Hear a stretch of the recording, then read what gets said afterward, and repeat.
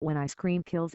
When you savor a flick of your favorite ice cream or swipe a carrot through a tasty dip, you don't expect to be putting your life in the line. Yet this month's massive recalls of food that may have been contaminated with the deadly bacteria Listeria monocytogenes suggest you could be.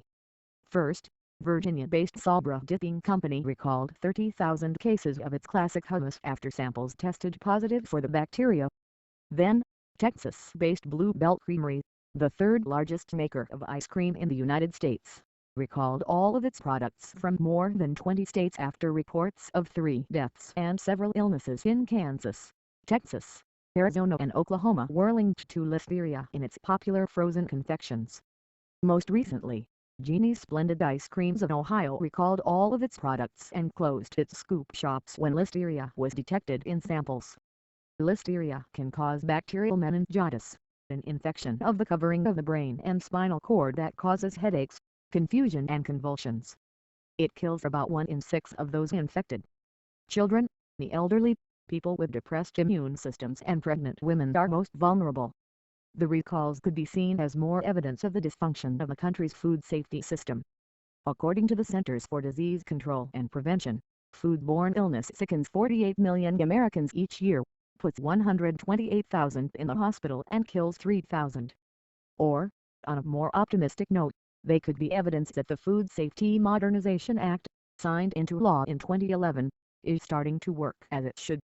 Part of the FSMA calls for greater cooperation between the Federal Food and Drug Administration, which is charged with protecting Americans' health, and state agencies. Through that effort, officials in South Carolina discovered the Blue Bell contamination during a routine inspection of a distribution center. The Sabra contamination came to light following tests on a random sample of hummus taken from a supermarket and tested by the Michigan Department of Agriculture and Rural Development. The Nebraska Department of Agriculture discovered the Jeni's contamination. Without such federal and state efforts, the outbreaks could have continued undetected for much longer. The swift, contrite reaction of Blue Bell and Sabra executives might also have been influenced by a new get-tough attitude of the FDA, the Department of Agriculture and the Department of Justice, which have begun prosecuting violators of food safety regulations with a degree of vigor not seen before the passage of the FSMA. In January 2014, Eric and Ryan Jensen, the 2 Colorado farmers whose Listeria-contaminated cantaloupe killed 33 consumers in an outbreak that spread to 28 states in 2011, were sentenced to 5 years probation and 6 months of home detention in addition to having to pay restitution of $150,000 each and to perform 100 hours of community service.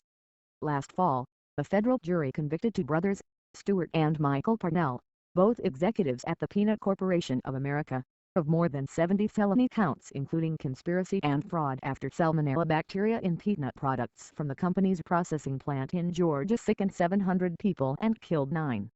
They were the first food company executives to be convicted of felony charges related to food safety violations in America. The Parnell brothers await sentencing, but they could spend the rest of their lives in prison. And this month, an Iowa judge sent a stern message to food producers when he sentenced Austin Jack Dexter and his son, Peter Dexter, to 3 months in jail and a year's probation in addition to levying fines totaling $7 million against the men and their company, Quality Egg, which had farms in Iowa and Maine for introducing adulterated food into interstate commerce.